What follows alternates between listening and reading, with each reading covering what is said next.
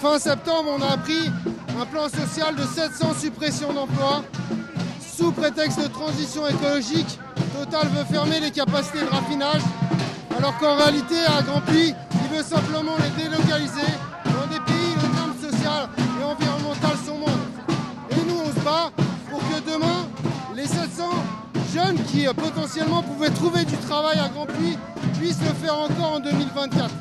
C'est très important pour nous de dire qu'on est dans la rue pour se battre pour l'emploi, pour que dans le futur projet, parce qu'il y a énormément de trous dans la raquette dans le futur projet par rapport à la sécurité, par rapport aux conditions de travail futures, à la maintenance, etc.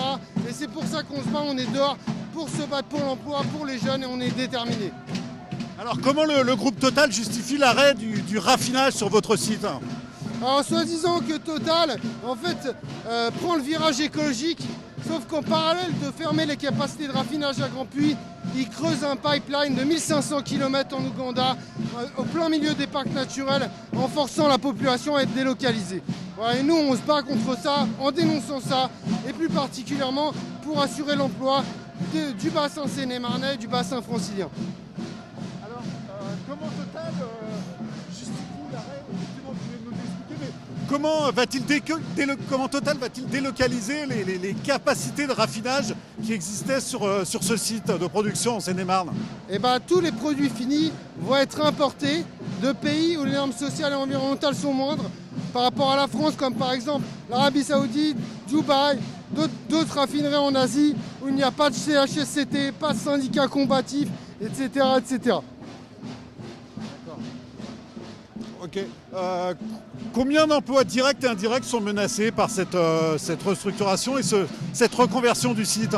Alors on a 200 emplois chez Total, 500 chez les sous-traitants, et ensuite il faut compter le nombre de boulangeries, de pizzerias, de commerces qui va fermer, parce que c'est des gens qui font vivre les commerces, des gens qui consomment, des gens qui ont des salaires qui les éloignent de la précarité et qui font vivre d'autres gens, sans compter les services publics, les écoles, les postes.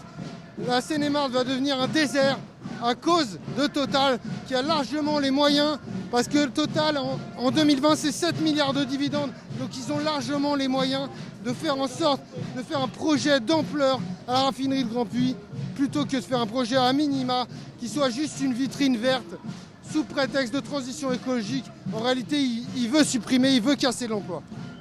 Et la crise sanitaire, selon vous, est-elle une opportunité pour le groupe à justement lancer ce projet de reconversion justement durant cette période particulièrement difficile pour l'économie? Bien sûr, l'idée c'est quoi? C'est de se noyer en fait dans la masse de la casse sociale, c'est des milliers et milliers de suppressions d'emplois. Et Total en fait sort toujours cette excuse de dire mais regardez ce qui se passe chez BP, c'est 10 000 emplois, regardez ce qui se passe dans les autres groupes, c'est Airbus, c'est des milliers de suppressions d'emplois et tout. Moi j'en supprime que 700 à Grandpuits.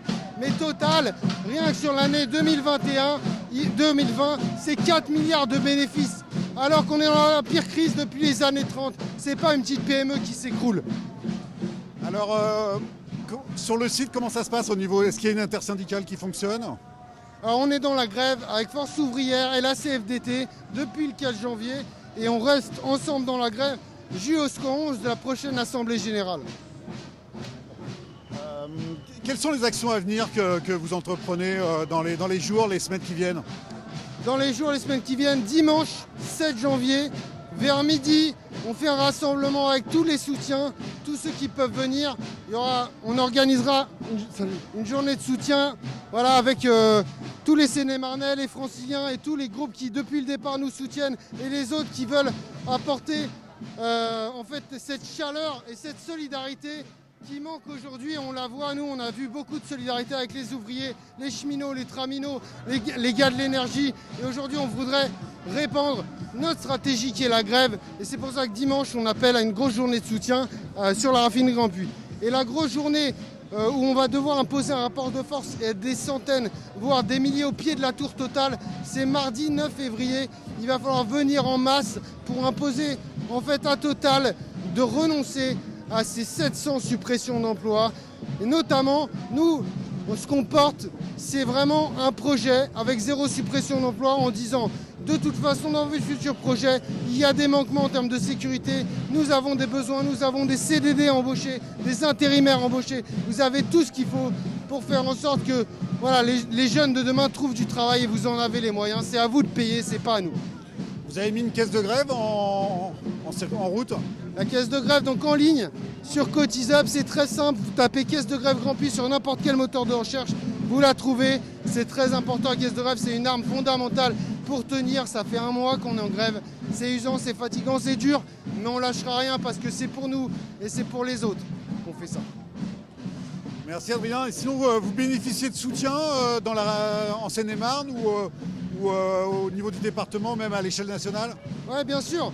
On a l'union départementale de la CGT qui nous soutient, mais pas que. Des groupes militants comme le groupe Interpro de Melun, le groupe Provinois qui sont autour de Provins. En Ile-de-France, on a aussi beaucoup de soutien.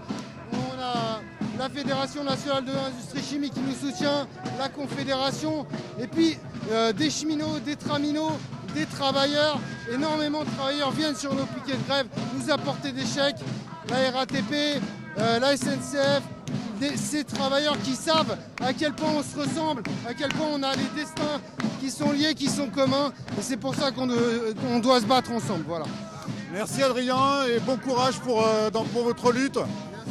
Et bonne manifestation. Merci à vous, merci. Bonne journée.